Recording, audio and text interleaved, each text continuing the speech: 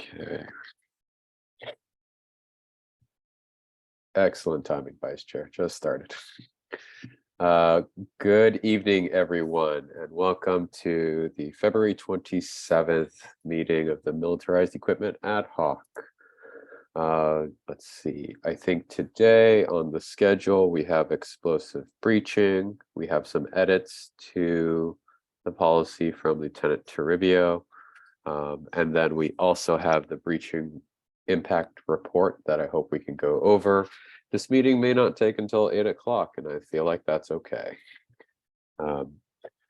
I also want to take the opportunity to remind the department that the annual report for all controlled equipment impact reports is coming up. The deadline is March 15th. That's a submission to the Police Commission, as well as posting that annual report on your website. How is that going? Good evening, Jesse. It's going. We referenced San Diego's report. It's extremely extensive, 120 plus pages. The IT outage certainly didn't help, but I do believe we have a good guideline to go along, and the hard work of everybody on these ad hocs has provided a significant portion of the information needed to complete it. So we are hoping to meet the deadline. If for any reason that becomes a challenge, I'll give you a week's notice, sir. You're going to need to give a little bit more notice than that, because if you want an extension on it, you'll need the commission's approval, and the only commission meeting for that would be March 9th. That sounds good. So probably by the 6th, if you really need an extension. Thank you for that information. We'll let you know, sir. Mr. Lindsay Poland.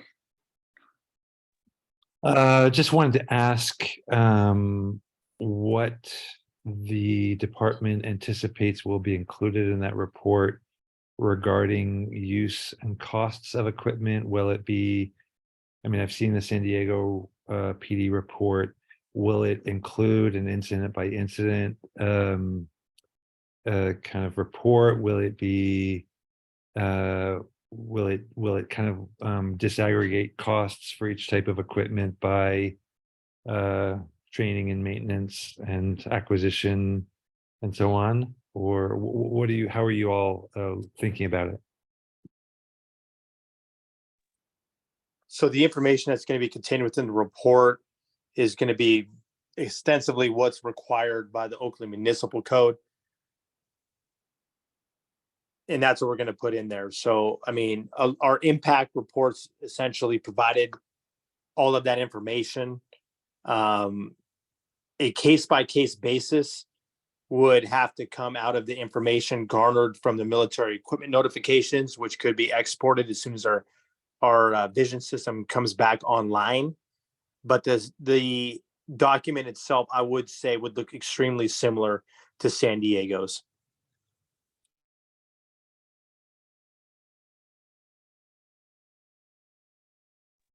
Okay, thank you. The San Diego obviously was responding to the state law, which does not have quite the same level of detail required as the Oakland Municipal Ordinance, but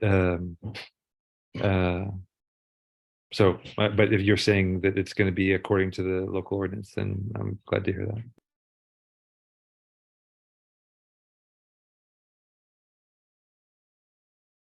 All right. So just a heads up for commissioners as well, there is going to be a 60-day turnaround as soon as that submission is made, and I calculated that to be, if it's submitted on March 15th, to be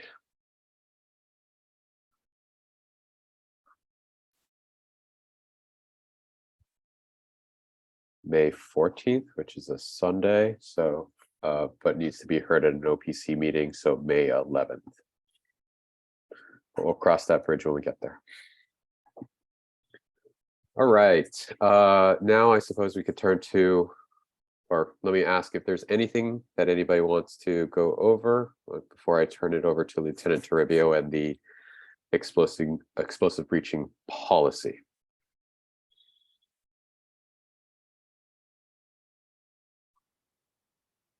Seeing nothing, Lieutenant Toribio.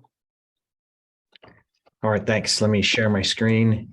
I apologize in advance if I have my radio as low as possible, but I'm covering as watch commander out east, so I kind of got to monitor the radio. I apologize. I don't have an earpiece. Okay. Can anybody let me know if they can see my screen? We can It see. looks good to me. Okay, let me try to make this as large as I can without cutting off the comments. Okay, so thank you. Closing my door. Thank you, Commissioner, for sending updates. I read through it last night, and I think I got everything, and I responded to most comments, if not all of them. I think I got them all. So I know we've gone through most, if not all, of the document. So I'll go and I'll hit the areas where there were edits and where I made changes or inserted comments with questions for the group. Hold on for a sec, Lieutenant Toribio. Miss Oh. Two? I'm so sorry to interrupt. Are we recording? Yes. Okay, great. Sorry about that. Sorry, I didn't see the hand there. Okay, so in the overview, a comment made by Commissioner Shea was to make reference to DGOK 5 regarding the tactical team, and then also throughout the document, I think he got it everywhere where just using consistent verbiage. So instead of tactical team, it says tactical operations team, and so in the overview, in reference to it, you can see the change I made here, where it says that the department's tactical ops team, as outlined in DGOK 5, and then I think I accidentally deleted a letter here. Talks about the additional resources and specialized equipment to aid field units during critical incidents, with the goal for a safe and nonviolent resolution to those incidents. So that was just the change here in the overview. We had gone through this already.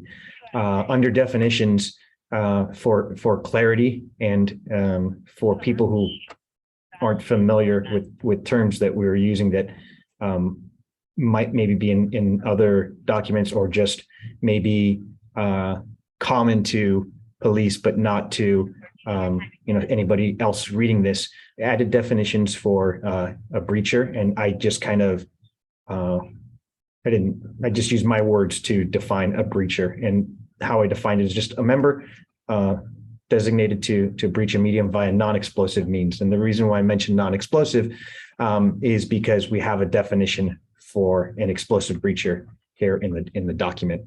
So we differentiate between somebody who's using like a battering ram to break open a door, or a tool that's called a hook to pull open a security gate. Somebody is breaching a door via mechanical and non-explosive means. We now have a definition for that person. And then the entry team, which is an element of the tactical ops team, defined in DGOK 5. And then I mentioned in part their function, which is to as it was relevant to explosive breaching. So the operators, the officers who are on the tactical operations team as part of the subset that do tactical actions such as building entries, rescues, and tactical responses to exigent circumstances. And I just ripped this verbiage from DGOK 5. So per the commissioner's recommendation, these two definitions were added. Let me interrupt for just a second to tell people, just jump in we don't have to just focus on the edits. If you see something or have thoughts about other things, just please jump on in. Thank you. Okay. Added edits here for clarification and differentiating when there's reference to an explosive breacher, and then also made consistent again the verbiage in reference to our TAC ops team. We had, let me see if we had gone over this. I can't. Okay, so we had discussed about post-certified courses, and are there post-certified courses? And if there was, how were we going to reconcile that into training? So talking to Sergeant Cardona and then looking, there's no post-certified course. So how we reconcile that here is from our last meeting, it was, well, we should give examples of courses that are going to be adequate for certifying our members to be explosive breachers. So I spoke with Chris, Sergeant Cardona, and got the names of a company that was used to certify some of our tactical breachers, our explosive breachers, listed that company and put it in a way that says presently this company, classes by this company are deemed approved explosive breacher courses. But the caveat here is that approved courses, they're subject to change as like the times evolve, as operating procedures evolve, as industry standards and practices evolve. So put that verbiage in this section here. I think you've got a typo for tactical. Thank you. And just a thought. So FET, has this organization been the organization that's offered these trainings for some time, or just a short period of time? That I don't know. Chris, would you happen to know FET's Sorry, I had to turn down my radio. I heard the first part of the question.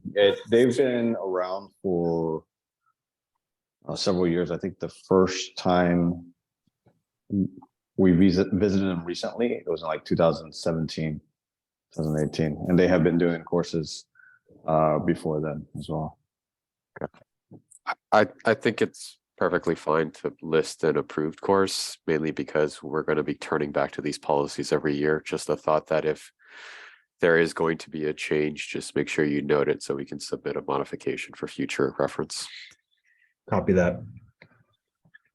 There was a question, and Chris, I know I just did this last night. I didn't get a chance to talk to you today.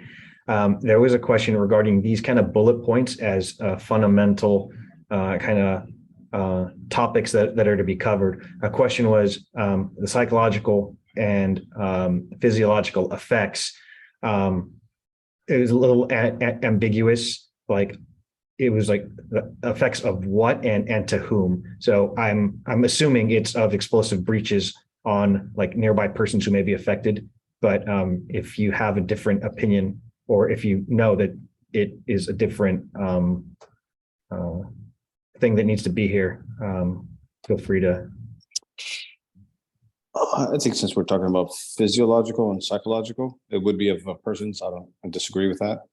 The only thing that it's also covered the effects on structures. I think that's something else that's covered in the course. Got it. Is that something that should be a different bullet point? I'm guessing that physiological and psychological would be exclusive to people. Is there something else maybe I should add in terms of physical effects on structures? Is that something that should be added, or is that kind of superfluous? I don't think it'd hurt. I'm just rereading it right now. I don't see. I don't think it would. Let me know if this is okay. I actually pulled up your email. Let me see. I think I'm looking at it over here. So, physical effects on structures affected by. Yeah, that's fine. It might include medical on the following point: physiological, psychological, and medical effects. Chris, from your experience in these classes, are medical effects part of the curriculum? I don't know how to answer that one. If we talk about how to be safe and not affect people, that's one thing. But if injuries that occur from How specifically does physiological differ from medical in your mind, John? Well, I don't know. I mean, medical to me is much more clear than physiological, but does physiological include hearing effects? I don't know. Yes, your hearing is part of your physiology. So I presume that any effect on your body, your physique, if you will, would be covered under this. And some of those things I think would also be considered, medical. I don't know. It feels like we're parsing it pretty finely, or that feels a little redundant, but people feel strongly about it. No, that's fine. I guess I wasn't sure about physiological. Okay. So if we're okay with this for now, we'll move on, and obviously please feel free during the meeting to, if you think of something, bring it up or email me, and then I'll include it. Miss two? Sorry, just a quick note. I really like how you laid out what the expectations are. And I hope that this is something that the other we can continue to learn from and adapt as the other policies are looked at over the next few years. Yeah, so I think what's important here, and again, Chris, feel free to step in. It's we had sets of officers or officers that went through training, and obviously what we're wary of is just Joe Blow's tactical breaching class coming up, and now anybody just wants to try to be an explosive breacher. They attend this class. Hey, attended this class. So what folks did was they looked at the core things that were taught through FET, and now this is kind of the minimum standard going forward of things that need to be included in classes. So I think that's what the spirit of this construction of this section was. Yeah, and I appreciate that a lot more, especially when they're knowing that there is not a post-certified course. Correct.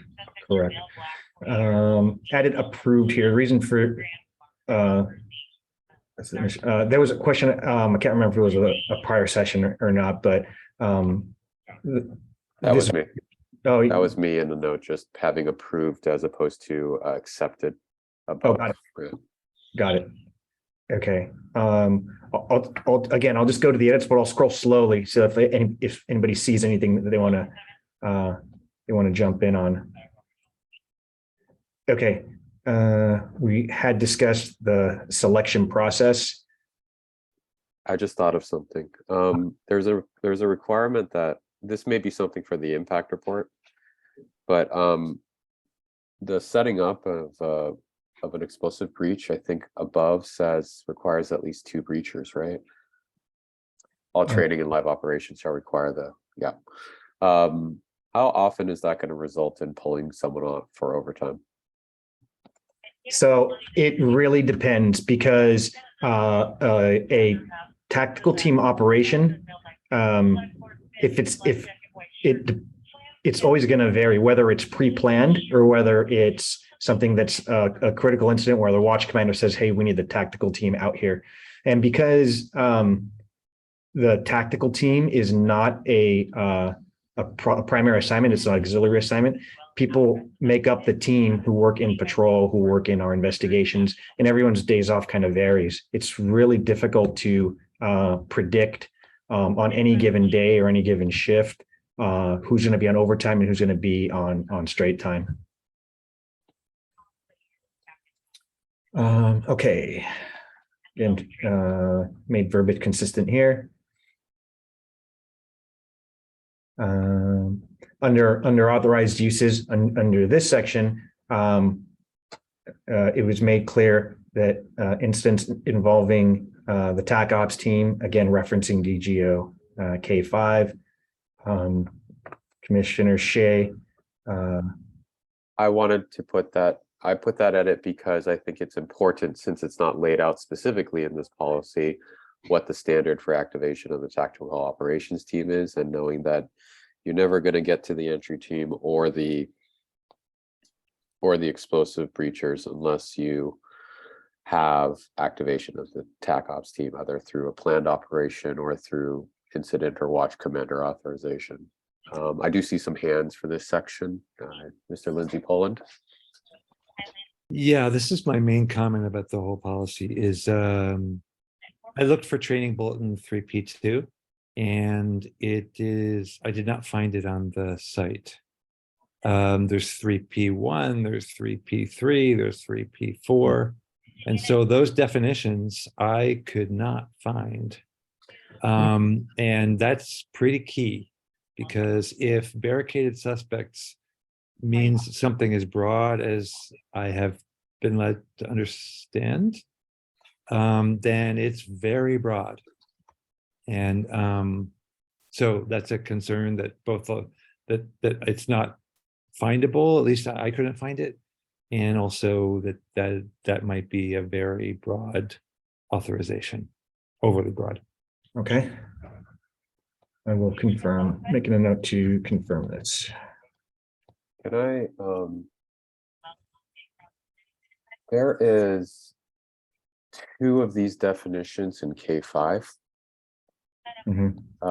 One, it's on page 3 of K5. It says hostage situations.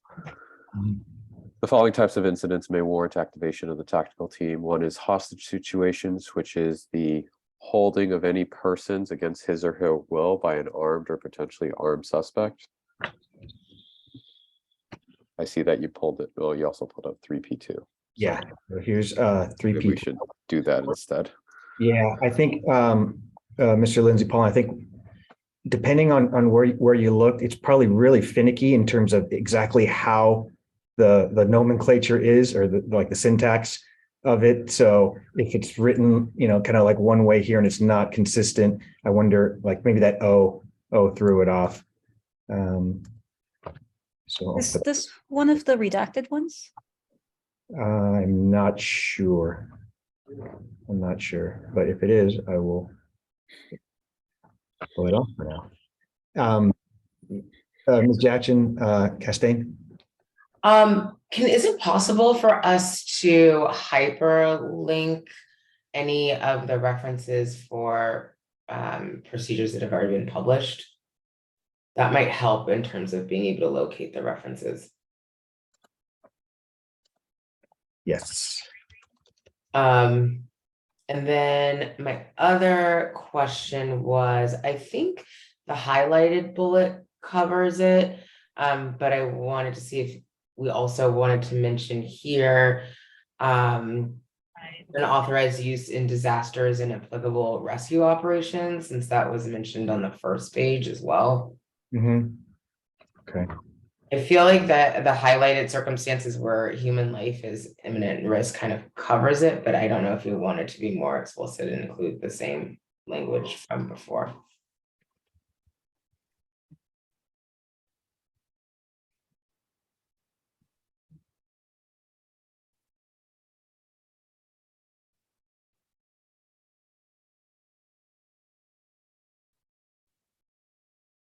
I'm trying to remember. Oh, sorry, go ahead, Jim.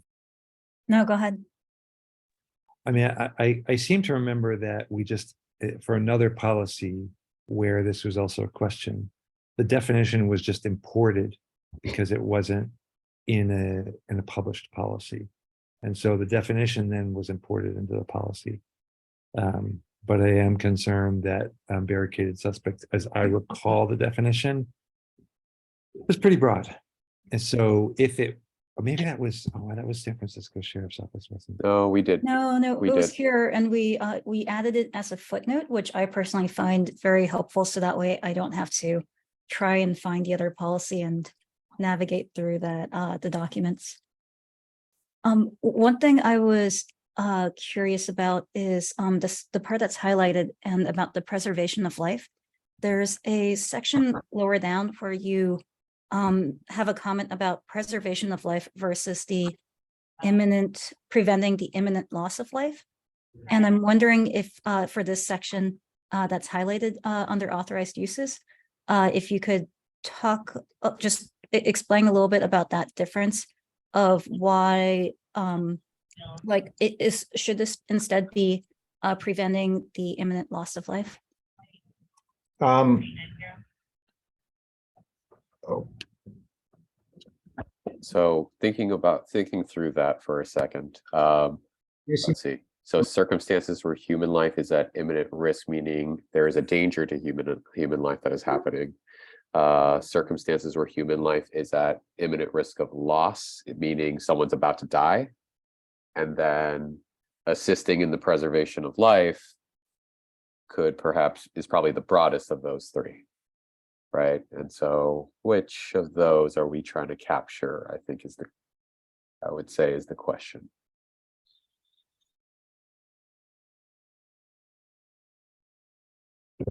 I'm sorry, can you guys hear me?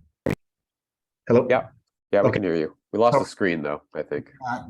The power keeps fluctuating from my dock, so I'm sorry, sir. I missed I missed what you said. If there's something I need to add, please. I'm sorry, you're gonna have to repeat yourself. But my computer kept turning off and on when from the dock, so I lost audio and I lost my screens. But looks like I'm back. Okay. Why don't I have Ms. Two? Sure. By the way, we can't see your screen, so you might need to stop screen sharing and then share again. The question was in that highlighted section where it says preservation of life. If you could help us think about why that versus prevent loss of life. And Commissioner Shea had another point about and I'm sorry, I think you'll have to repeat what that third option might be. Okay. The preservation of life was broader and included both points, I think. Right. Sorry, as I worked. Yeah, so preservation of life would imply that imminent risk is a subset of preserving life or preventing imminent risk.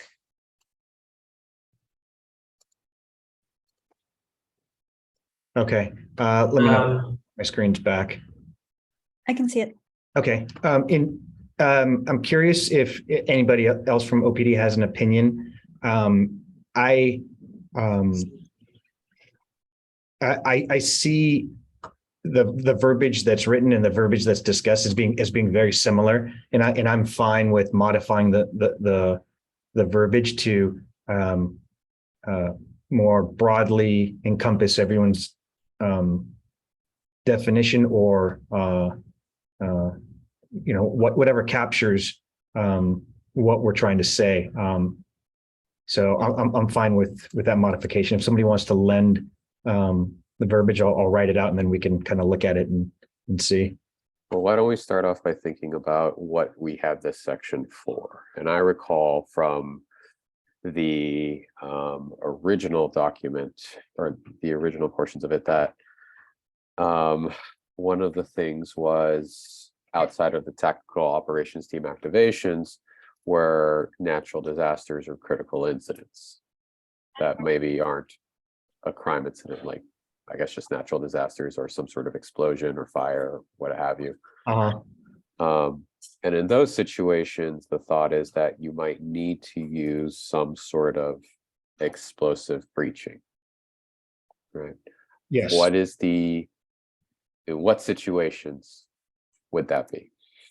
So an example would be, let's say there is an earthquake and there's a collapsed structure, and I'm just thinking of this on the fly, and there is some sort of space that is like blockaded by by material preventing rescue personnel from rescuing people, and there are either other means of accessing those trapped individuals have been exhausted, or they're not practical due to immediate emergency care that they're going to need.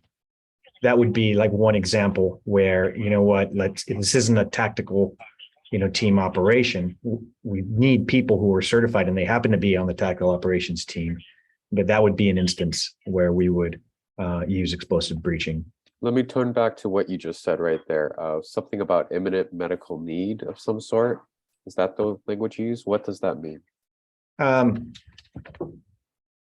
Where inability to receive immediate medical care would result in loss of life. So someone's like bleeding out inside the room and you need to get to them. Yeah, bleeding out, or time, right? We're a few days into this, and then as we're searching, we hear voices, and we don't know how much time we have left, and that's something that we'd have to gauge. And understanding that, gosh, if we try to kind of pull this rubble or try to like break through this barrier, it's just adding more time where this person is not receiving care or water or adequate air. Who knows what it could be. But those are instances I'm thinking of beyond tactical team operation, some type of natural disaster or some catastrophe where we need to immediately get to people.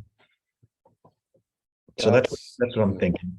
That sounds like risk of imminent loss of life. It's probably the best way to say it, where there is a danger that someone's going to die real soon. And those words I used again were risk of imminent loss of life. Can you think of any other situations that perhaps this catch-all you would like to apply to, or any other natural disaster situations or emergency situations?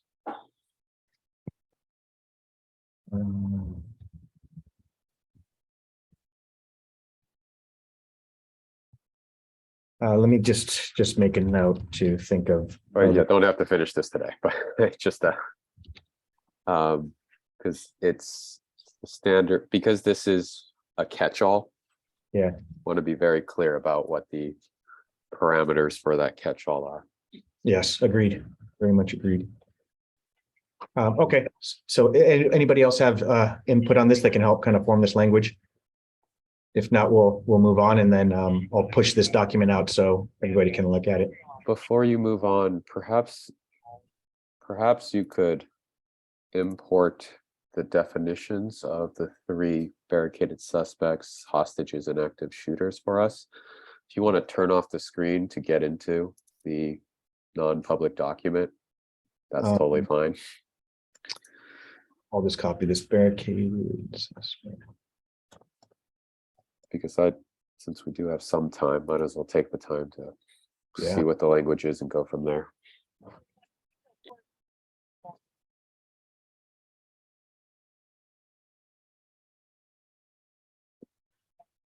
Of course, the formatting, let me see if I can import that formatting better.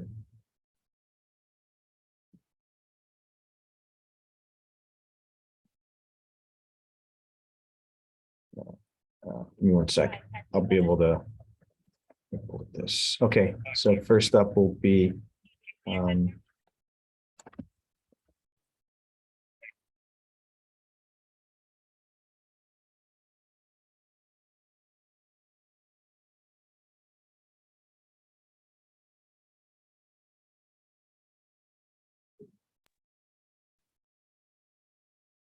yeah, that's a helpful definition.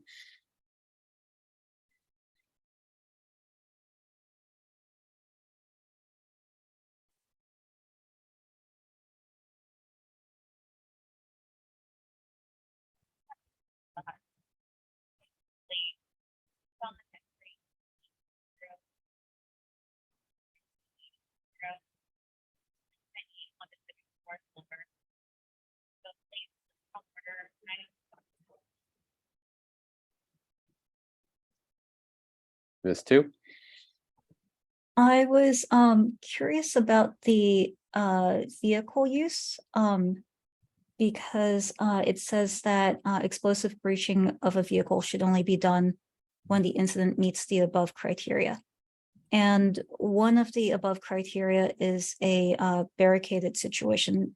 And I think our previous discussions lead me to understand that the department would consider someone in their car and not responding to very likely have a firearm. And so if they don't respond to an officer telling them they have to exit the vehicle, then that would be considered barricaded. And so I'm wondering if my understanding of that is correct. And if so, if there should be a stronger barrier to using explosive breaching on a vehicle that might contain a person.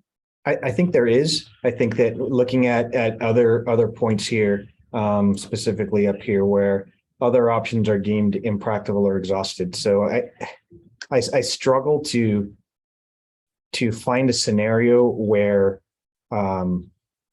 we have somebody in this situation armed, unresponsive, where we don't have other means of getting access to this person. So, you know, I don't like the idea of completely ruling out using an explosive breach on a vehicle. And I think that given the verbiage that we have here, it makes it sound like it's almost impossible that we do it, which that may be the case. That may be like, we can't even think of a situation where we might need it. But I would be hesitant to remove that. But given the verbiage here, you know, where we have to exhaust other options or other options are impractical. Every car has windows. Fire department has the jaws of life that can rip open a door. We have robots that can try to open door handles and whatnot. So I think it's there, and we're, you know, yeah, I have a hard time seeing when we do it, but I do think it's a good idea to still have that as an option. Yeah. Am I correct in understanding that, and that's helpful, am I correct in understanding that the department treats many people who are in their cars, especially if they are believed to be unhoused and living in their cars, to be armed? No, not necessarily. So here's an example. Like it says in our policy regarding armed unresponsive subjects, that there are certain kind of thresholds where it's required supervisor to respond, the watch commander to respond, and that's when it is known or believed to be known that there's either a gun or there's a weapon. It's not assumed by virtue of just somebody being in a car, being unhoused, and being unresponsive. You know, we've had multiple times where you know, somebody's sleeping in a car. Okay, let's knock on the door, and we can tell that the car looks abandoned. It's in an area where there are a lot of abandoned cars, and we don't automatically, just by virtue of somebody being unhoused, assume that they're armed. We have a mindset of maintaining a sense of officer safety. You know, we're not going to just freely open the door and reach in and get the person to see if they're awake or whatever. We're gonna be cautious, but we don't categorically treat them like they're armed to a point where we're initiating getting an armored vehicle out there, or even considering something like an explosive breacher or something like that. I don't know if that's helpful. I hope that's helpful. Okay. Could you scroll down for a sec? Let's take in these definitions. And now that we've added much more language here, could you help us understand for the vehicle portion? I think I heard you say that the above criteria meant the paragraph above. Yeah. Do you think it might include one of the 3 bullet points here as well? Like, I'm trying to focus in on what exactly the above criteria is. Yeah, I think it was my reference to this was in reference to Ms. Tu's question about the department categorizes people who are in a vehicle and not coming out, be it because they are being resistive or they're unresponsive, that categorizes as a barricade subject. Now, is that open the door? Now let's use explosive breaching on the car. And I believe that the verbiage above, which is inclusive in, determining an authorized use, kind of strikes that from being something that is just readily available for vehicles. I'm sorry, I don't mean it to be like what is readily available. I'm thinking when someone reads this policy and tries to figure out what that sentence means by above criteria, what is what does it refer back to? Oh, I see. Okay, I was completely misunderstanding. So that I think Ms. Tu then is referencing there's something here, maybe lower in the policy that says above criteria. Maybe it would be helpful if we went to that location. Ms. Tu, I'm sorry. Go ahead, sir. Let's take Mr. Lindsay Pullen's. John, is this going to be on this vehicle portion, or a different part? No, it's the definition of barricaded. Okay. Let's try to figure out this criteria part and stay on this thread. Could you take us to where you think it is? Yeah, Ms. Tu, do you recall where So right there in the middle of the screen, when the first line, explosive breaching of a vehicle. Oh, got it. It's right here then. Okay. Yeah. So the question is, when that refers to above criteria, what is it referring to? I think all inclusive of authorized uses. So maybe it's better to just change that verbiage to say shall only be done when the incident. Let's see, what would be good verbiage? What I'm asking is, does it intend that when you're using it on a vehicle, it is either training barricaded suspects, hostages, or active shooters, or circumstances where human life is at imminent risk? Because if it is, that's okay. It is. I just want to know if that's what the criteria is. Yeah.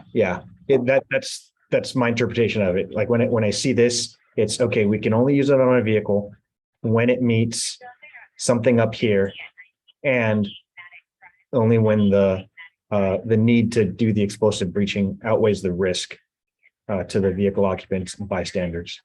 Okay, so just to make it super clear, because I want to make sure, you can use it on a vehicle when it's in training, it's a circumstance where human life is at imminent risk, or imminent risk of imminent loss of life that we're having under the third category, and then situations where the tactical operations team is activated and there is either a barricaded suspect, a hostage, or an active shooter inside the vehicle, or potentially inside the vehicle, I guess. That's the way it reads. Yes, in addition to what's above here. So all of these are contingent on meeting these qualifiers here. Sounds like we'd have to go through a lot of levels before getting to using it on a vehicle. Yes, that's my reading of it. So yeah, I'm having a hard time thinking about like when we would need to do it again. And again, maybe it's somebody is trapped, for example, and they need immediate medical care, and we're unable to pry whatever open. But it would still have to the risk of injury to the person inside there, cannot outweigh the benefit of doing the breach to get to that person.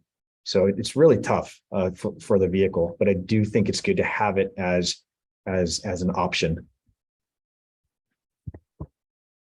I'm going to take a second on this thread. I am complete. Anybody else have questions about the vehicle portion?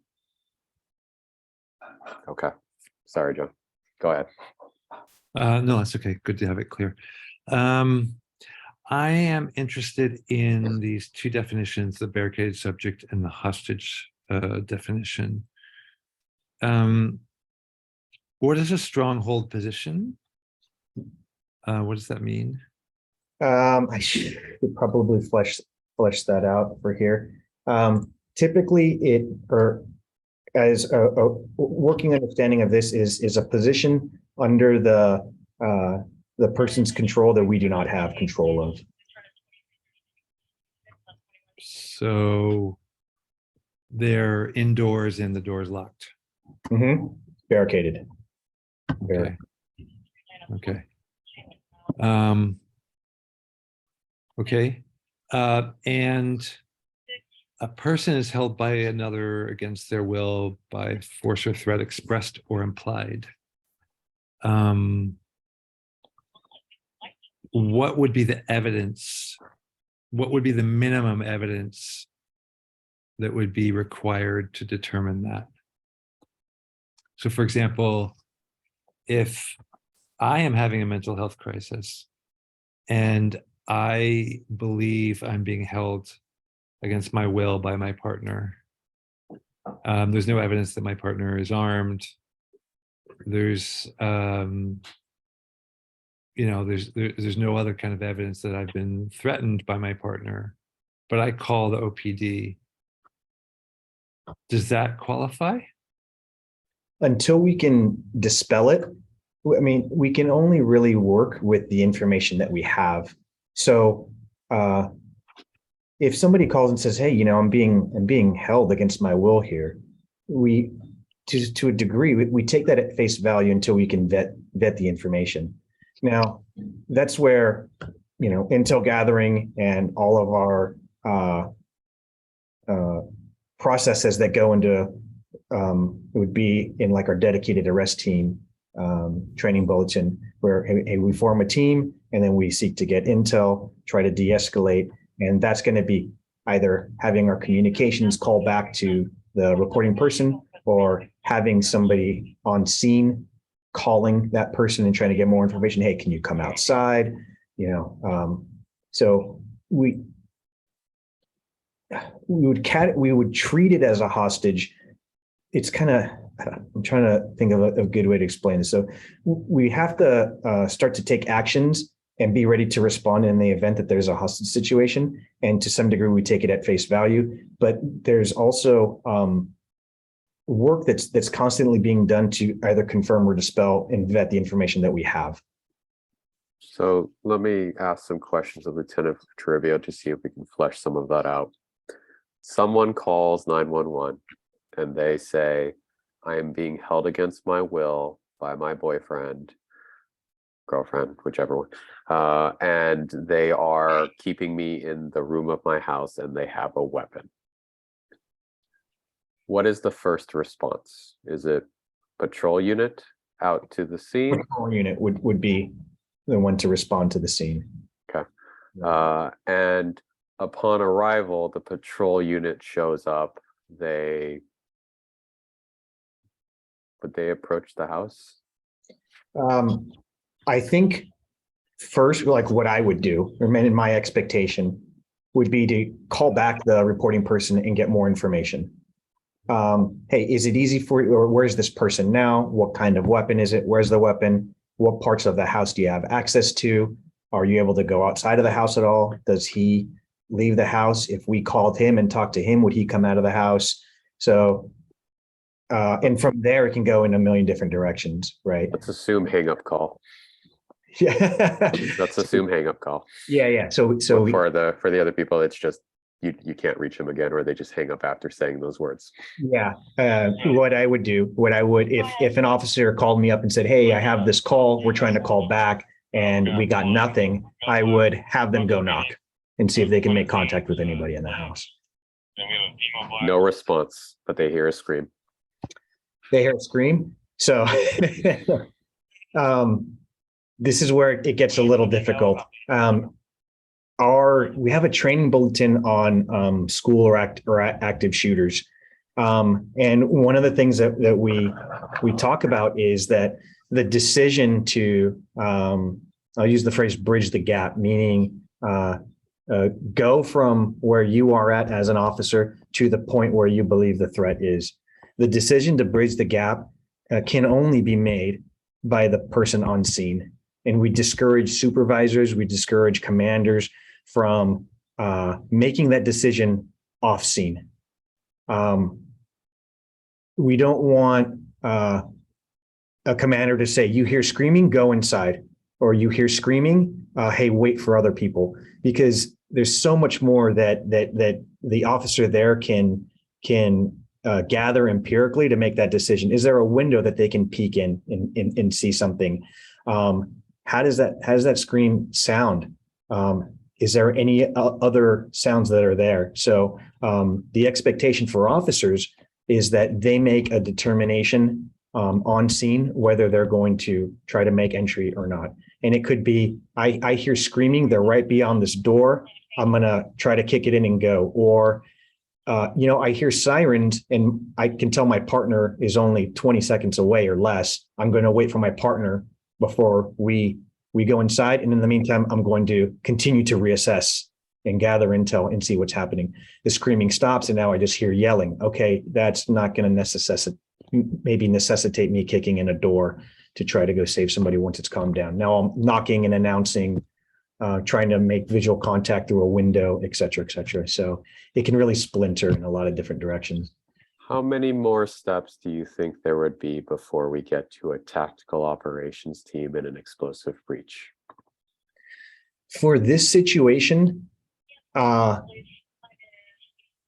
would be a lot of steps, and it depends on the information that would lead to a tactical operation. A lot would be if we were at like an impasse, a standstill, where we do not believe that somebody is in imminent danger of loss of life or of getting hurt, we're not going to be going inside. Typically in patrol, we establish containment. We try to isolate it. Get additional resources out there, get teams or groups of officers around the house in different positions, work on means of communicating, see if we can get alternate numbers for residents who are in the house, talk to neighbors, see if they can have numbers for people there, see if they know who's inside. So there's a lot that would go into patrol before the thought of even a tactical operations call out would happen. In that respect, then, it seems like the definition of hostage is not sufficient to call out the TAC team, because there's not necessarily a threat to loss of life. Correct. Just having a barricaded suspect does not trigger a what would be called a blue alert, to just use the verbiage that that we use to activate the tactical operations team. Just having somebody who is a hostage or a captive or anything like that, it's not okay. You know what? Blue alert. Or we have a hostage situation. We train in patrol to handle critical incidents like this, and the quote unquote bread and butter of patrol operations is informing a dedicated arrest team, assigning specific roles to officers, coming up with a plan on measured proactive steps to safely resolve the incident, and then have contingencies in place to react to anticipated actions of the subjects that we're trying to contact. So there's a lot that goes in. We have very, very few, and I wish I can give you the numbers because they're astonishingly small, how many tactical team operations we have these days. So in that respect, it seems like this section is too broad, right? Because it's, you're saying that the TAC team is only going to be deployed or activated when things have escalated beyond these definitions. So something additional is needed in that, maybe it's like in incidents where human life is at imminent risk and that involve, so the barricaded subjects or hostages is not sufficient. So I think what's happening is, are we deviating or are we looking more at what constitutes a tactical operations team call out versus what would constitute doing explosive breaching. I think there's definitions are already set up in DGO K5 for when a tactical operations team is deployed. So anything regarding tactical breaching minus perhaps this last bullet point is all going to be under the presumption that a tactical operations team is already in play. So I think that the criteria for deployment of a tactical operations team is separate, and that's covered in DGO K5 than for what is for explosive breaching. So you're saying that it's both one of the three barricaded suspects, hostages, and active shooters, and the conditions for activating the tactical team. Now, let me. I thought that was a yes, because that's why I put in that language about activation of the tactical operations team. Mhm. Could you state that just one more time? And then actually, can you excuse me for like 10 seconds? I have a patrol sergeant with a question for me. Why don't you go ahead? Yeah, sorry, guys. So John, what I was thinking is that incidents that both involve the activation of the TAC Ops team and then have the additional situation of barricaded suspects, hostages, and active shooters, because when you look at K5, there are actually a lot more situations than just these three that the tactical operations team can be called out for. And these definitions that are currently in the document, I think, are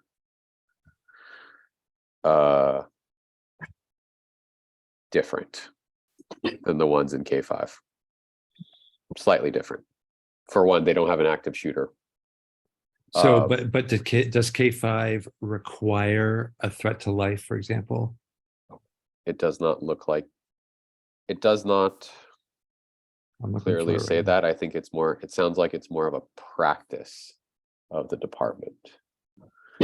There are portions of K5 that do say, but therefore it's under a section about unplanned incidents outside of the city of Oakland, the immediate need for a tactical team for the protection of life. But it does not specifically talk about risk of imminent loss of life or loss of life, if that makes sense. Okay, guys, I'm back, and sorry if I lost track of. Or I was just going over sort of the reason why I put in the language that's in red in the second bullet point is because my thought was an incident has to get to a certain, number one, it's explosive breaching is part of the tactical operations team, which means that as a condition precedent, the tactical operations team needs to be called out. And so the first requirement for authorized use there is activation of the tactical operations team, because it describes a particular situation that is above and beyond your standard patrol, threat, situation, emergency. And then beyond that, the three scenarios that are listed in the bullet points: barricaded suspects, hostages, and active shooters.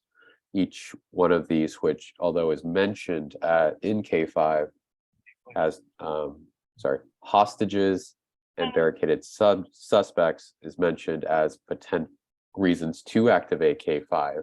The definitions that we have here will be slightly different and seem to talk a little bit more about threat to commit serious bodily injury or death, and a slightly different hostage situation. Yeah, I'm noticing that the definitions of hostage and hostage situation and barricade situation in K5 are different than these definitions. Not sure what to do about that, but you know, in K5 barricade situation is the standoff created by an armed or potentially armed suspect who is refusing to comply with police demands for surrender in any location, whether fortified or not. Well, in that situation, it sounds like we're not talking about this person is a threat to commit serious bodily injury or death. Whereas here, for explosive breaching, it is. It's just confusing because we refer to K5 and then also to training bulletin 3.2. That's 3P2. Yeah, but I mean, I think it reflects here's a broad situation, a broad spectrum of things that the tactical operations team could be called out for, but we want a narrower set of things for the actual explosive breaching. It's not really. I don't quite see a disparity that arises from referencing both, because there are conditions under K5, barricaded suspects, hostages. However, there's maybe a narrower or just a different definition in 3P2, which is what is more applicable to the use of explosive breaches. I think if that could be a little spelled out in that section on incidents involving, that's what that means, I think it would be helpful. Could you give an example so I can include it for reference?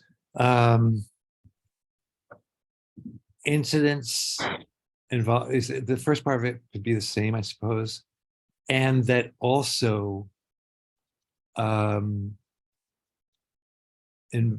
also have the following conditions as defined in.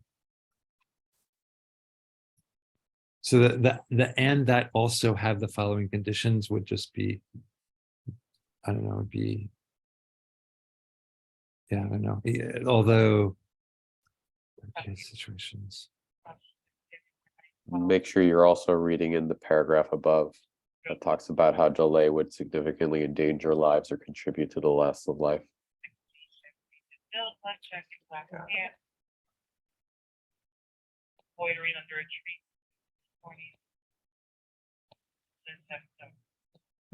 Okay, if we can maybe summarize the issue that is anyone having issues? Rather, is the focus? Let me just talk to you this way. It sounds like for bullet point number 2, want to make clear that there are 2 things that need to happen for explosive breaching. One is the TAC ops team has been called out for the situation.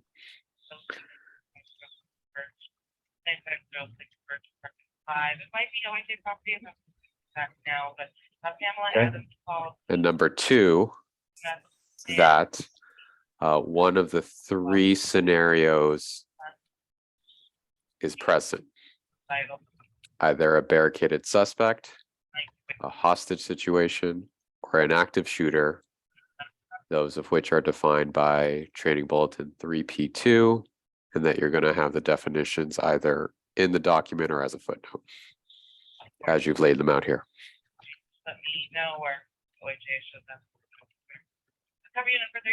Got it. Is that, let me just start off by asking, is that how you understand this bullet point to read? It is how I understand. I'm just trying to think of there may be an instance where there isn't a TAC ops team call out because of some. I guess this is a separate point. No, I'm good. Scratch that. I'm good with this point as is. Before we move on, let me turn to Mr. Lindsay Poland. You saw the portions that Lieutenant Toribio, or anybody really, Lieutenant Toribio wrote down in that comment. What are your thoughts? Oh, I didn't see on the side. It's a little small, the print. Yep. And Turbio's got you. And me too. Okay, incidents involving and also have the following conditions. So this was the verbiage that you had suggested, and then this is what Commissioner Shea expressed that this second bullet point needs to convey. Yeah, I guess I still find that hostage one kind of broad, but I don't know if others share that. Okay. I'm gonna just, so does the sentence that's right, the paragraph that's right below authorized uses give further context or limitation that makes it less broad? The part that says not only other breaching options have been exhausted, but that delay caused by employing those options would endanger lives or contribute to the loss of life. Well, that's or. So the first part of that before delay would be sufficient to go to the following test. That's true. These two.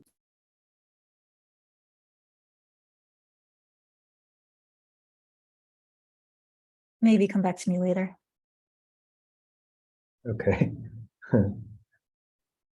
I think we've spent a good amount of time. Maybe we should give Lieutenant Toribio a crack at it for Yeah. next time. Okay. Thank you for the notes, everybody. Sorry, No, please. I'll go ahead and jump in. That first paragraph, or the delay caused by employing those options. I am wondering how that delay would be determined. If that's in the determination of the explosive breachers, of the watch commander, is it an objectively reasonable determination? And I wonder if who makes that determination changes it any, but that might be a explore outside and come back thing to do.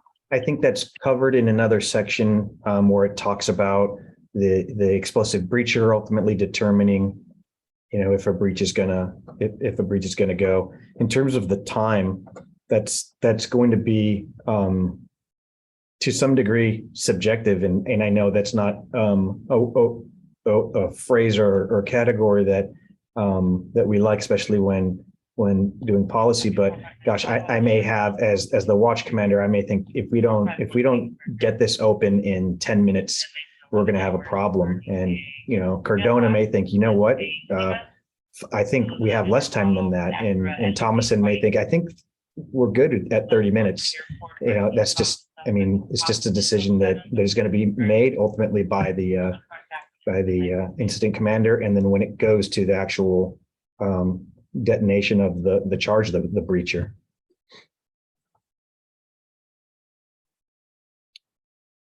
Okay, I'll continue coming down. Thank you for this. I appreciate that just underscores again when it goes to vehicles, the restricted nature of it.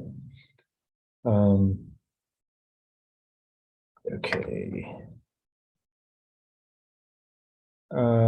This was Commissioner Shea's in red, and I felt compelled to add this section here. And essentially, it's just saying that just because we're deploying the TAC ops team, it doesn't mean that we've got a green light to do an explosive breach.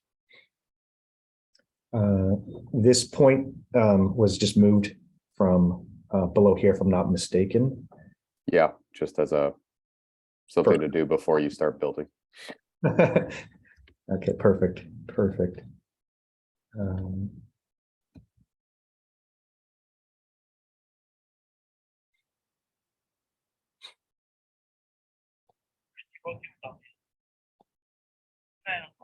Okay, this was, let's see, when did I put this one in here? This was old. This was new here. Yeah. Okay. Considering our discussion about a little bit earlier about the difference between preservation of life and risk of imminent loss of life. Mhm. I'm wondering what you think about the current language that is there, and is it more accurate to characterize it as risk of imminent loss of life? Again, me personally, I see the two very close, almost synonymous. If I'm happy to entertain thoughts on which is more in the spirit of what we want to achieve, and then obviously see what Cardona and co feel in response to that. Are there any thoughts on the specific verbiage from anyone? Let me just start by framing the issue, which is that when I look at this particular section, there is a risk. And the risk here is that you don't know what exactly the door, wall, building, or medium is made of, and therefore you don't have a good predictor, maybe some idea, but a good predictor of what exactly the result of the explosive breach is going to be. And so when there is that additional risk, my thought is there needs to be something that overrides that particular risk. Yes. Is that covered in the last sentence here? No, that's just kind of is the accountability portion, the facts, requiring specific articulable facts. It's just, I guess it's more of a timing issue and the level of severity. That's the threshold, the threshold level of what it takes to use explosive breaching on this type of situation, in this type of situation. Yeah.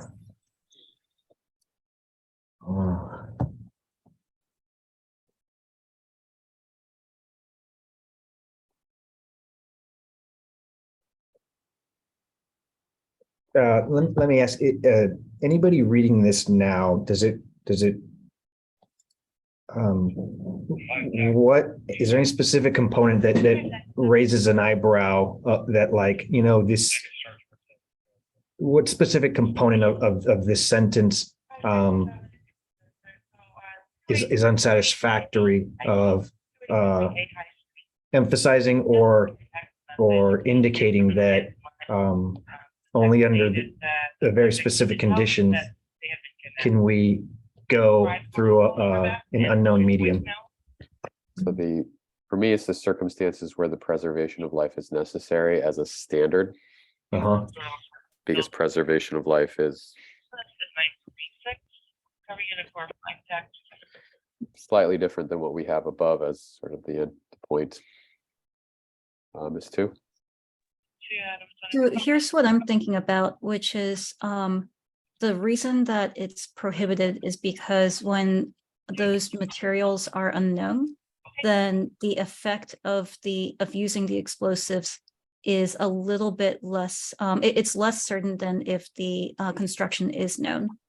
And so if the construction is unknown and you're increasing that risk to persons who are present, or risk even to the property or surrounding properties, then there should be a higher bar. And so I feel like that's what this this paragraph is trying to convey.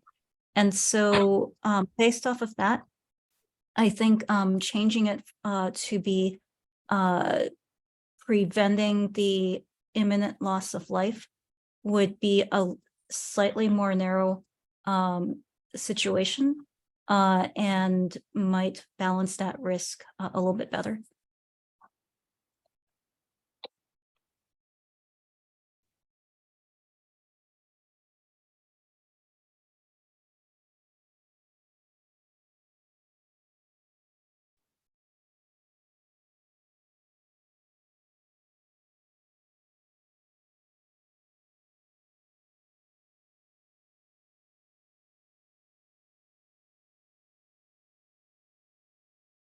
Thoughts on that?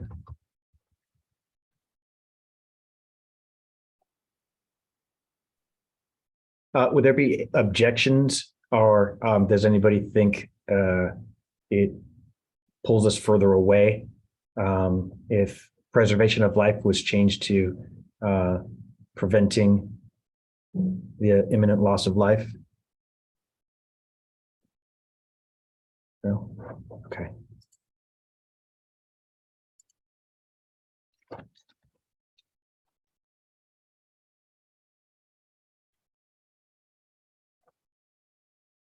Got it.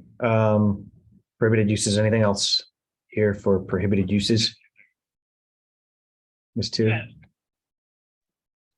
Oh, I thought, I was wondering why you knew, I forgot to lower my hand. No, it's all right. I was just reading a couple of days ago about the Philadelphia move bombing, where the police kind of tossed explosives from helicopters into a residential area. I'm pretty sure that this policy would prohibit that use, but I'm just wondering if you could reassure me that that's the case. I don't know that incident. I didn't read about it. Just from what you stated, I don't see how that would meet the criteria for authorized deployment of explosive breach charges. Yeah, I don't. It doesn't fit application, and also the procedure for setting a charge on a medium to be breached versus, I guess, what happened in Philadelphia, is it, where they were like launching or throwing explosive devices. So no, I don't believe that that would be possible at all, given the verbiage of this policy. Yeah, it was in the 80s, I think. Oh, okay. I'm sorry. Was this And it was recent? a lot more likely What did I? back in the 80s. Good Lord. Okay. Post-deployment responsibilities. Edits here.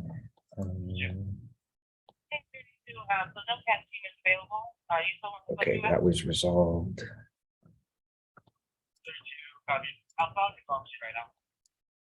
That was resolved.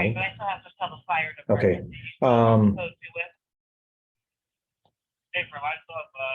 Okay, so this section was, I truncated it severely, and I don't know if you recall the last version of this. It literally had itemized everything, like a bullet point of everything that the tactical commander had to include in the military deployment notification.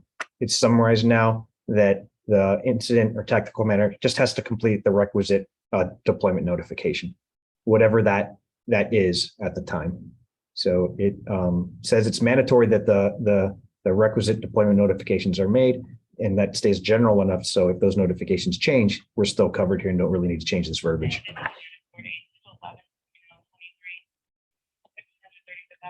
There was a word, magazine, and I just changed it to container.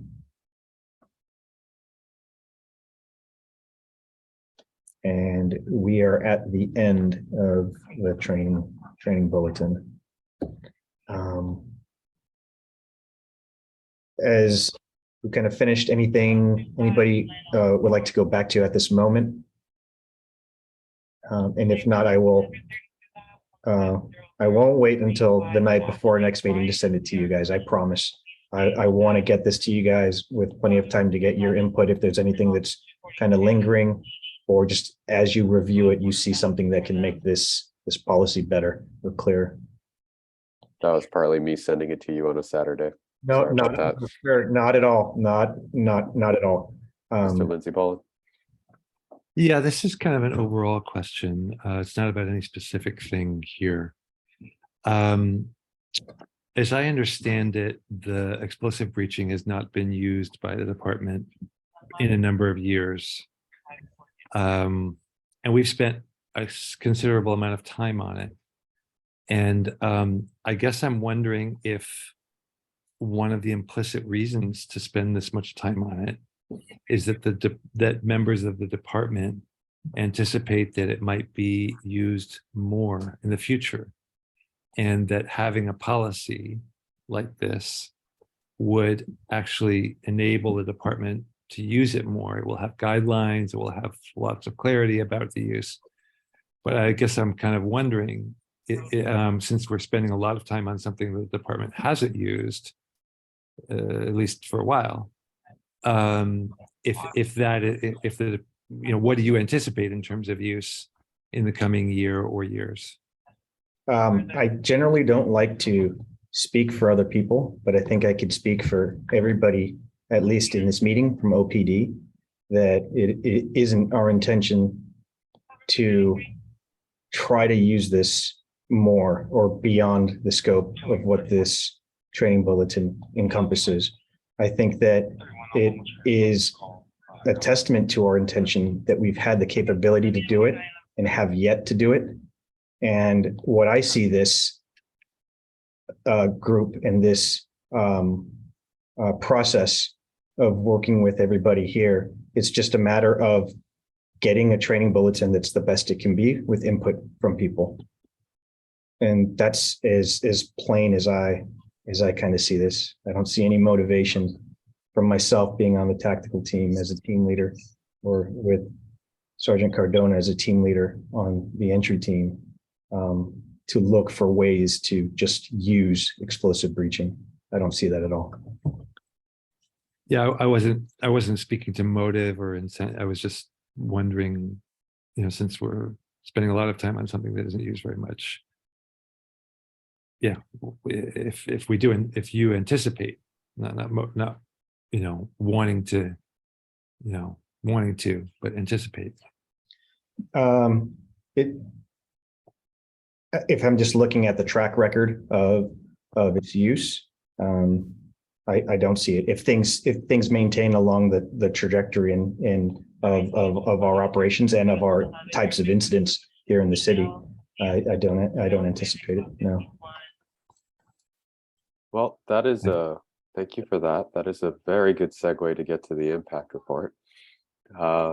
Lieutenant, do you have it, or should I bring it up? I don't have it, and unfortunately, I didn't get to reviewing your edits, sir. That's okay. Again, I sent it on a Saturday. So perhaps maybe we could collect some input on the impact report. I will bring it up so Lieutenant Turibio can have a break and maybe just have either I will type in, or Lieutenant Turibio, maybe you'll take some notes. Absolutely, sir. Just give me a sec.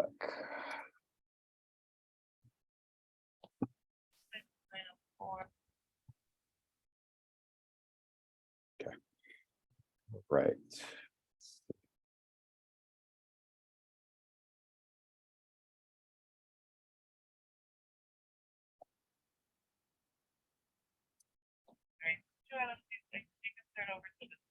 Right.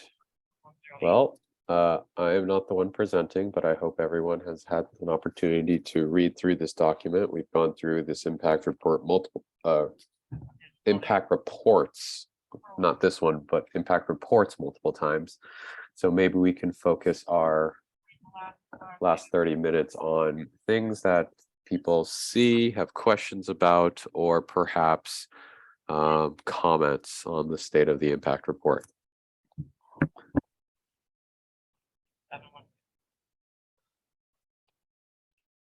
Lieutenant DQ. Yeah, the only thing I saw that was in question that I was kind of curious was maybe a couple things. One, on the policy, we're saying that a tactical commander and an incident commander can do it, but I think on the impact report, we only put an incident commander down. If we scroll down to, let's see, where was it? It was about. It's probably procedural project mitigation. Yeah, so it's, let's see.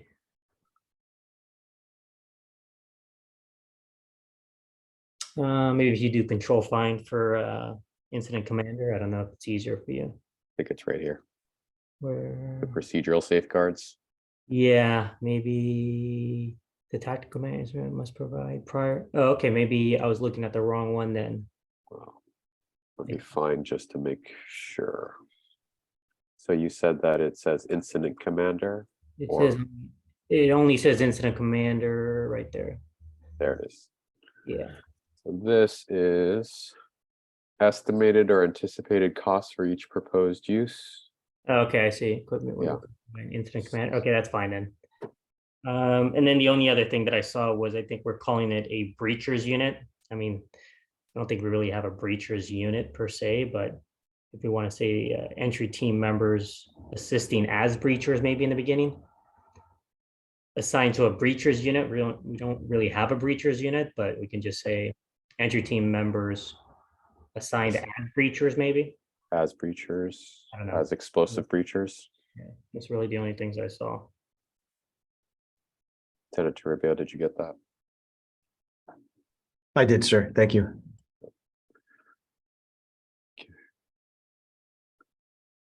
So let me just, thank you for that. Let me go to the top and scroll down slowly as we maybe will jog people's memories about this impact report.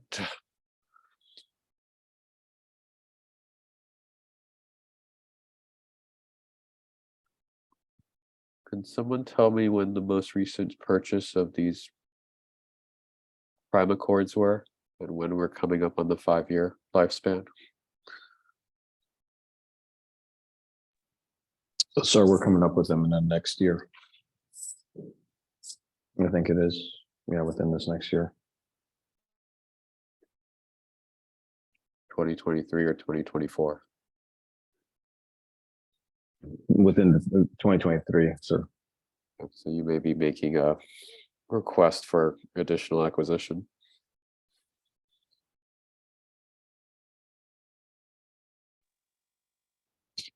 Yes, sir.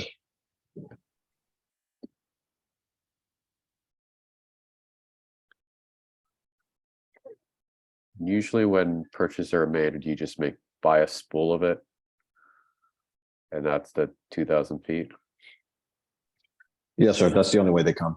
You have to purchase the whole spool. How much in the 4 years have you all gotten through? Not much, actually. Like to use more in training, but we developed a lot of we did a lot of training as far as involves in construction, so we didn't get to actually detonate a lot. So the ones that we've used, the ones that we have purchased, basically updated our previous what we had before, and then we started training with different various sizes. That's why you have all these different Primacords, because they're different grains.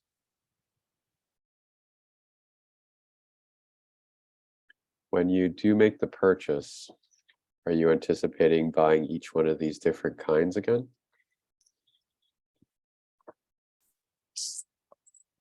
Probably not.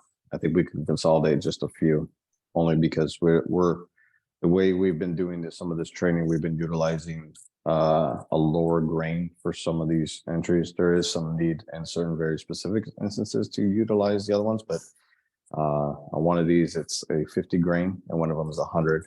We could just literally double up the 50 in the future. However, these purchases were meant to basically not have the expired ones as a potential usage.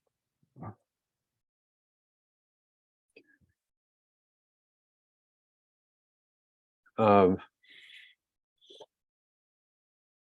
you have an idea generally of how much you use in each, let's say, each training exercise? Well, it depends, sir. Like, it's really hard to give you a number, only because in some trainings we will work on doors, maybe on other ones we'd work on walls, and each of those require a different amount. So it's kind of tough to try to give you an exact amount. Do you think that What- you could give us a minimum and a maximum per incident or per training? Sorry, Mr. I was going to ask if it's closer to an inch, a foot, or 10 feet. For training, it'd probably be closer to 10 feet. An inch wouldn't do anything. And I don't know if you're looking at that. If I think you scroll back up, it says that the Bigford Primus sheet. That's one thing we probably never buy again. It's something that we don't generally use. It's that sheet explosive. We don't use those. as much, or for any type of, I think we can use the deck cord in the same fashion as it has its place, but we have found ways to utilize the cord.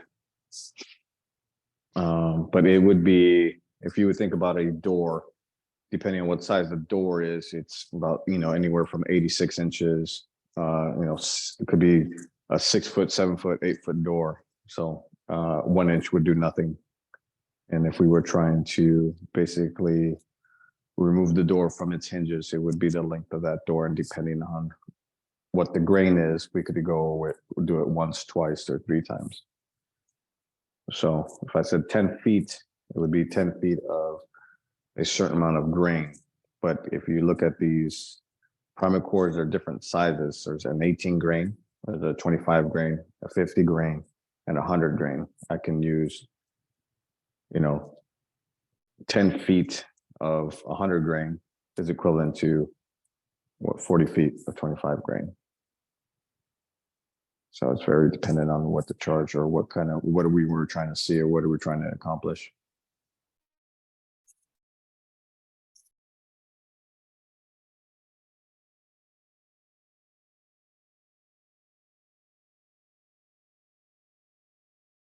Do you think there's room in this particular section that talks about estimated or anticipated costs for each proposed use to give a minimum amount used and the most you've ever used, so that we can have a ballpark on costs?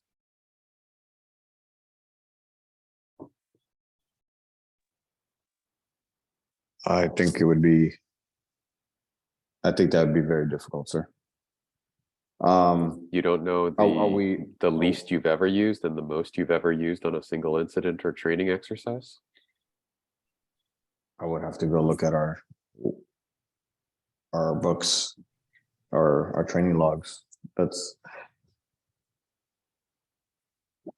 because we don't just do one, right? We'll do multiple, and some of these. So if I were to only use 100 grain, I would only use a certain amount of feet of a very specific grain. But if I was only to use 18 grain, I would use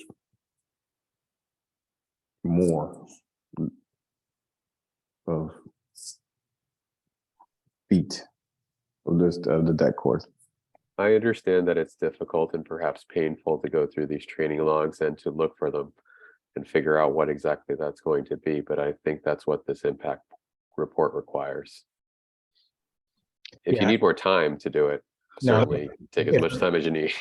If I may, Commissioner, this is kind of novel for us, specifically for something like this, in terms of looking at things that are required to sustain it and cost and whatnot.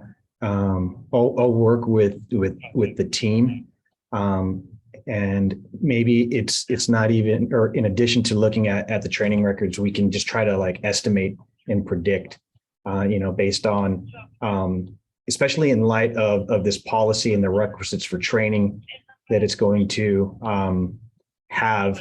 We'll be able to predict, and we'll come up with those numbers. So I'll work with Chris, compare what we have here with the kind of changes or ideas he's having, like doubling up 250s to make 100, and compare that, or rather hold that up to what it's looking like for training as outlined in the policy, and then we'll come up with some numbers. All I'm asking, just numbers, if you can, of as little or as much as it costs for a single explosive breach. Doesn't even have to be the full training session. Just for a single breach, what it could be, the range, so that people looking at this report have an idea of the costs associated, even though it sounds like you're going to be saving costs in the future by buying a lot less of it. Right, I think we could do that. If you're looking for a single breach, and if we're only talking about for training, what the minimum would be, and are you looking for, and I'm sorry, I'm kind of new to this as well. Are you looking for the material that is required to build this charge as well?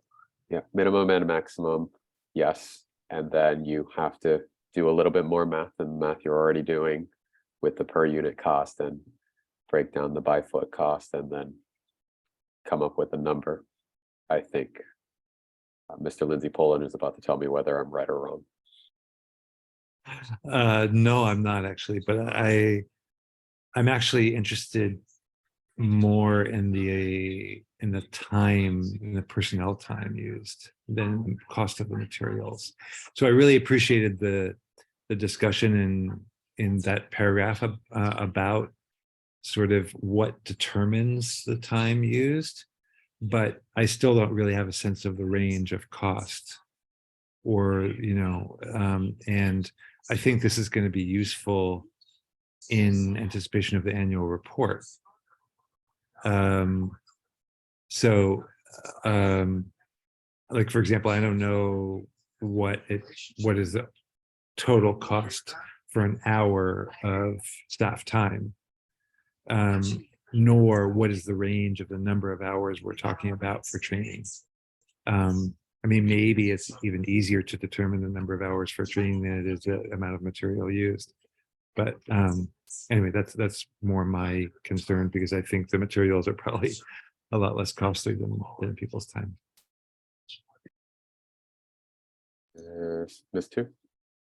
If you scroll down just one more section, there's, oh, sorry, one more to the, yeah, so there's that part about training and personnel. And to follow on what John was talking about, it says the training is 2 10-hour days. And I'm wondering how many explosive breachers there are right now, and how many the department anticipates there being in the next year.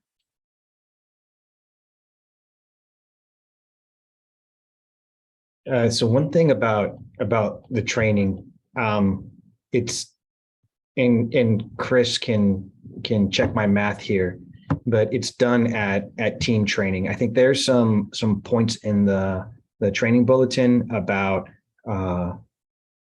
breacher specific training, but the entry team training consists of full team explosive breacher or no explosive breacher, and the use of the materials and the training for the explosive breaching would be done as part of the full team training. I don't know how that shapes what has to be here, but that's the kind of like the structure of how the team training goes. It would be everybody on the entry team at the training, regardless of whether or not they're an explosive breacher. In terms of the number of explosive breachers, I'm not sure.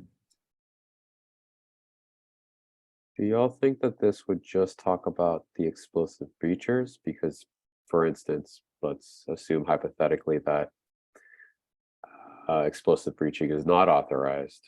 The entry team would probably still train, right?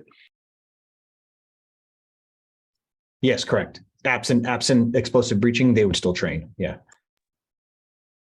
So perhaps it would just be the personal cost of having explosive breachers.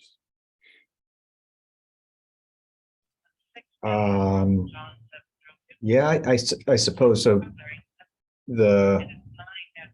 I'm just doing the math. Then the number of explosive breachers or anticipated breachers times the number of explosive breaching training days.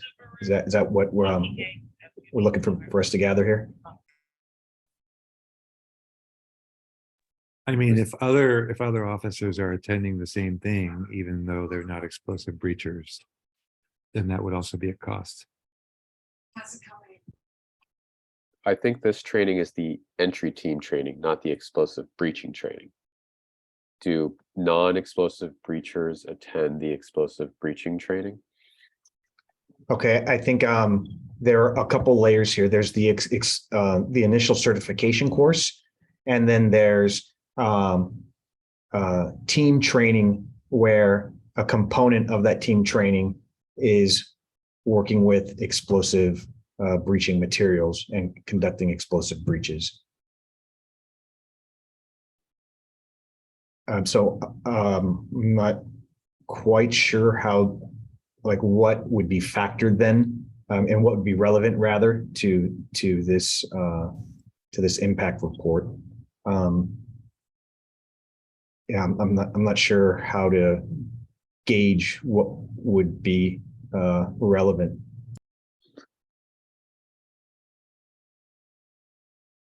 When I think of this impact report, someone else jump in if they feel differently.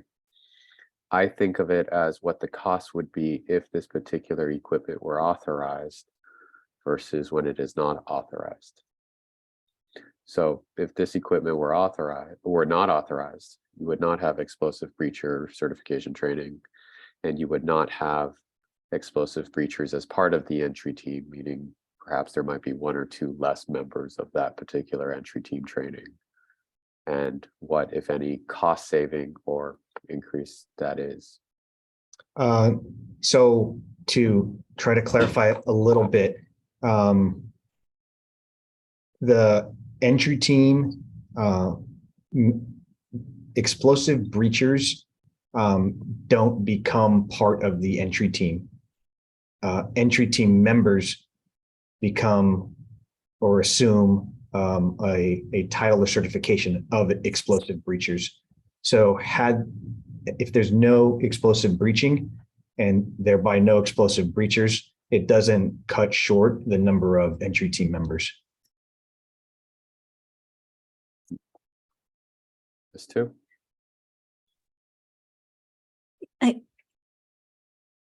I'm wondering if it would be helpful to think about it as, I'm going to just do a total hypothetical, ignore the numbers, but let's say you've got 2 10-hour days, and 2 hours of that, the explosive breachers are practicing explosive breaching, and the rest of the entry team is present as well.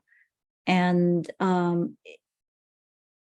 what I think getting a sense for the approximate time that's dedicated to training, and a sense of that breakdown between the number of explosive breachers who are actively participating in that training very hands-on, and the number of non-explosive breachers who are part of the or entry team members who are not explosive breachers who are present and present for that part of the training. Is it possible to get that kind of information? I think what can help is if we're clear on what the training consists of. So there's the initial course that they need to take, and those hours may vary depending on the course. Now, once certification is done, in addition to that that course, explosive breachers have to attend annual refresher training totaling no fewer than 10 hours. And then the training bulletin says that there's additional explosive breaching training that may be taken. So there's no cap on the training that they get, so to speak. Additionally, twice annually, explosive breaching shall be part of the entire team training. So there's the initial course they need to take. For each explosive breacher, they have to have no fewer than 10 hours annually. And then twice a year, explosive breaching should be part of the full team training. Now, that full team training is likely going to be inclusive or count towards those minimum 10 hours that explosive breacher uses. So I'm sure I just muddied things more right now by putting that down, but that's the training as described in the policy. Okay. This impact report says the entry team trains twice a month. Is that I would find it very helpful personally to just see that breakdown in writing of the number of hours, the number of people, and so getting a sense for the number of officer hours that go towards this. But that's me. I don't know what other people might be looking for. Yeah, so it's in the training bulletin under the the training header. So I think for the impact report, it's probably better to port the training for like Commissioner Shea was saying, for the explosive breachers, and kind of parse that from or make it distinct from the quote unquote standard training for the entry team. So the entry team meets twice a month and they train for 10 hours each day. And their training encompasses a variety of things, right? And with explosive breaching, twice a year, the full team has to train explosive breaching scenarios. And those who are certified as explosive breachers have to have a minimum of 10 hours annually of dedicated explosive breaching training. And I can update that and kind of put that language here to try to get an accurate description of what the training personnel costs are going to be. If you didn't have explosive breaching as part of it, would it still be the 10-hour days? The entry team, yes, would still train 2 10-hour days. And if there were no explosive breachers, those that were explosive breachers would just be regular entry team members. Correct. Correct. So it sounds like even if you had explosive breaching, the entry team trainings that occur twice a month there wouldn't be any additional time, right? Because they should be training anyways. Correct. Correct.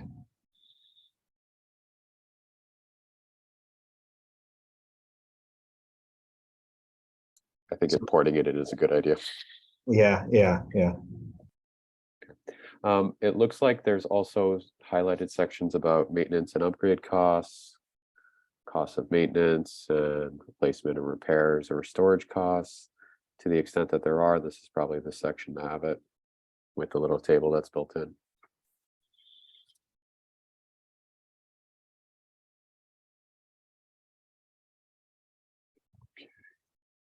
We went over a section, right? Right. Any thoughts about an estimated or anticipated cost of potential adverse impacts?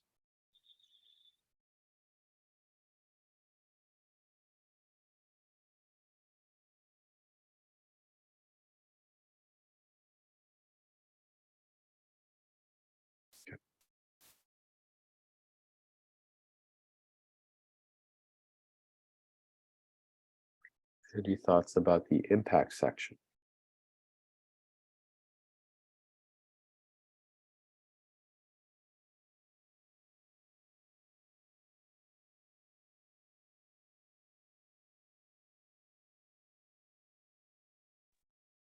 Is it possible for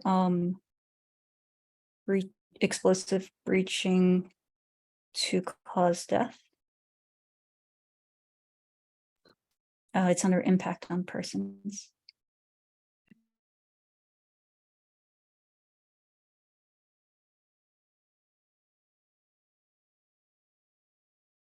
Now, I'm not an expert. I don't think you need to be an expert, but you're dealing with explosives. I think it's natural to assume that the possibility does exist.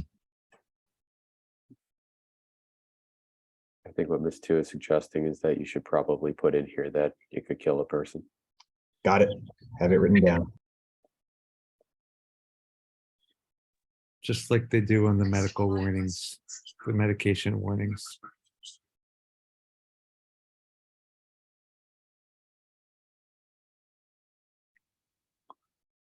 I think you need to add an explosive breachers here.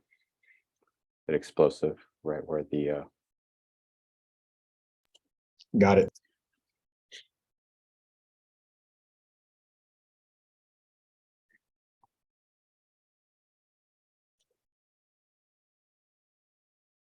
okay. Just went through impacts very slowly. Any thoughts on mitigation sections? Describes DGOK3, commitment to de-escalation, force reporting and review policy and practice. That's accountability measures, complaint receipt and investigation procedures.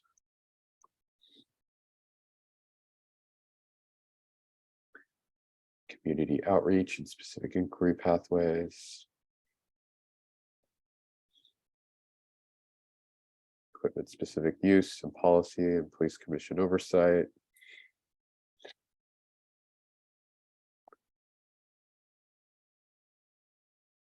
I think what I'm going to do is I'm not going to take the next 4 minutes to cram in another discussion about something unless there is something that is pressing on someone's mind and we just haven't gotten to that section of the document.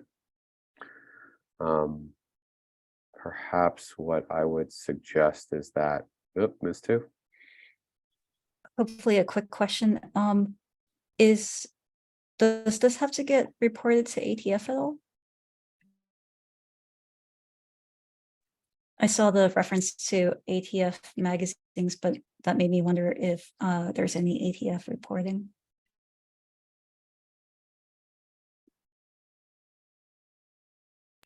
Yeah, so I'm looking at the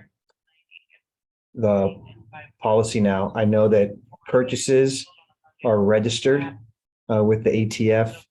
And I'm making a note to find out if uses are reported.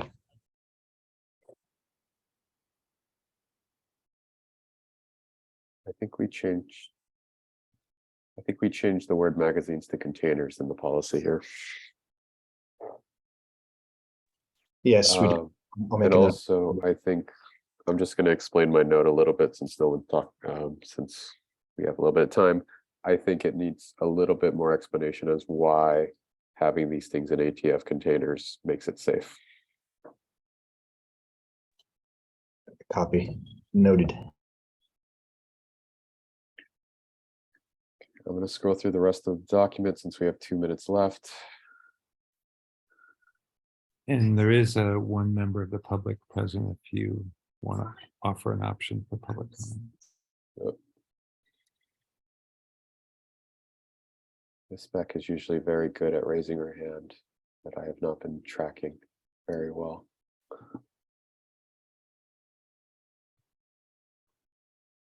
I'll let her raise her hand if she does have something she wants to say as we get through the rest of this. Alternatives.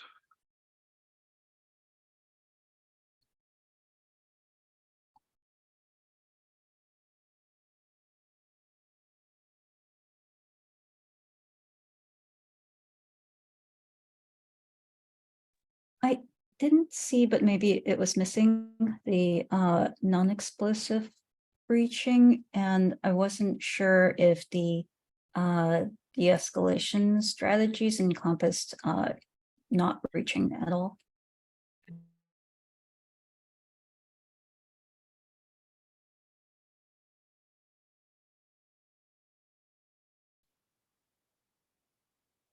Lieutenant Toribio, that is a note for you to add in your alternatives, which may include not a regular breaching and not breaching at all. Yep. Sorry, I didn't unmute. I was writing. Sorry about that. No worries. I think it's probably also a good place to talk about efforts to communicate with people, and including alternative technology or other things that we have heard about over these ad hoc meetings. Got it.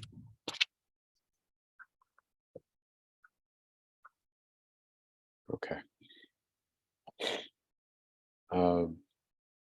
The final note that I'll put in for track record is that you haven't been using it in the field, but you've been training with it for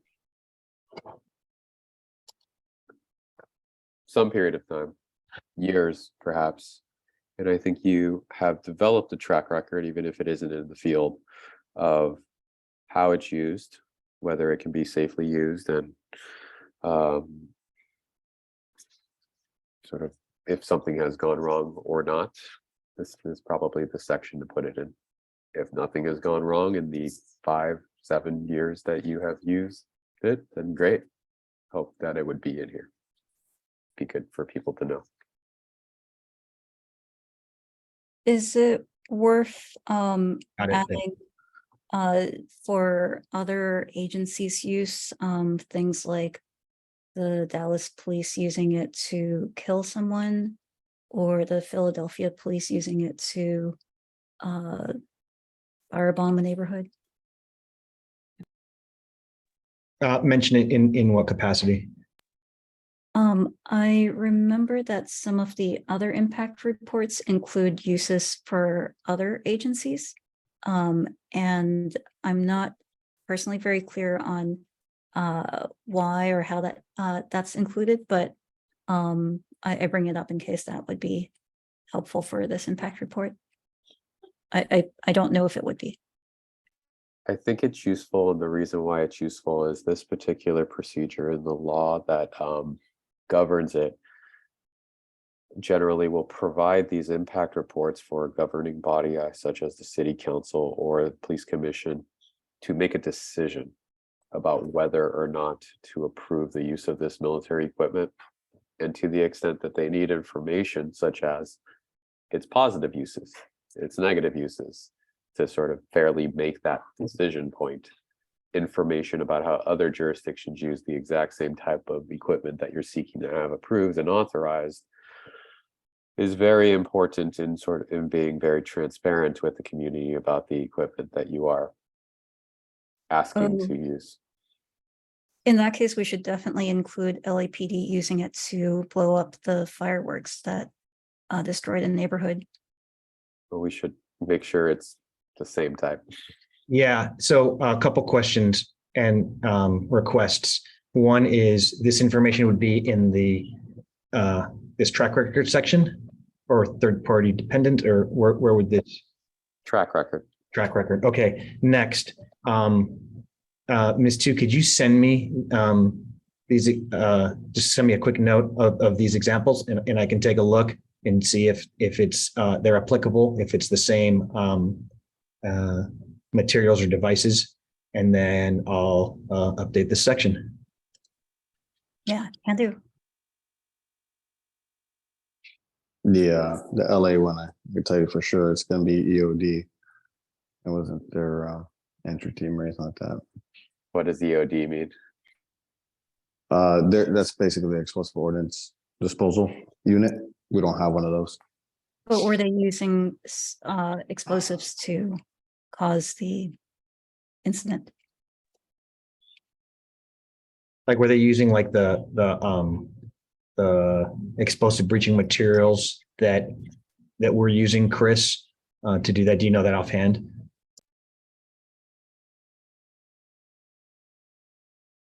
If What it's- they used exactly? No, I don't know what they used exactly.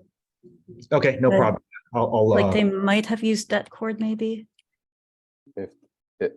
if it only to the military equipment you're getting seek authorized. If they use that cord, it applies. If they use C4, well, that's similar but not the same.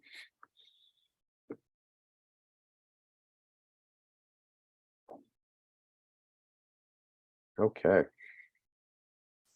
Sorry, I gave you all hope that we might end early and we went a little bit late. Very many apologies. I think our next meeting is going to be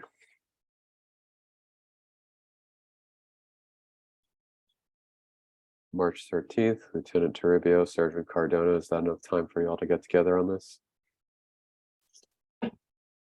Yeah, I'll touch base with Chris. I'm going to be gone for certain days, but I think that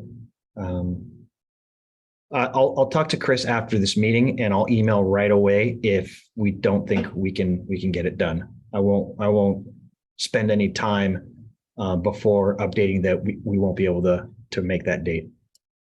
Okay. Why don't we say tentatively March 13th, and if March 13th doesn't work, then we'll go to the next one, which would be March 27th. Sound like a plan? Sounds good here on this end. Thoughts by anybody else? I saw a thumbs up. I'm not hearing objections, so let's go with that. Thank you all. Much appreciated. Good discussion. Have a good night. See you at the next one. Good night. Thanks, good night. Thank you. Good night.